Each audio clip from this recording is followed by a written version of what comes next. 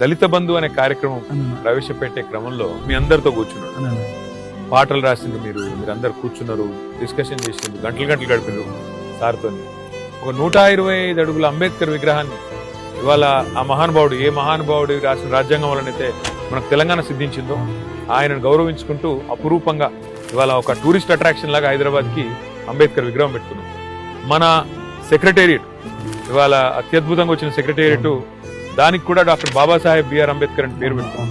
ఇవాళ చాలా మంది చాలా అల్కగా మాట్లాడుతున్నారు. ఏమంటే కేసీఆర్ చేసింది ఏముంది, కేసీఆర్తో ఏమైంది, ఆయన ఏం చేసిండు, ఆయనతో ఏమైంది, తెలంగాణ ఉద్యమాన్ని మేము నడిపినాం అని చెప్పి కొంతమంది జరిగింది. అందరూ వాళ్ళు వీళ్ళు మాట్లాడుతున్నారు. సరే, ఎవరేమనుకున్నా మీరు మీ అభిప్రాయాన్ని ఒక పాటలో చెప్పినారు.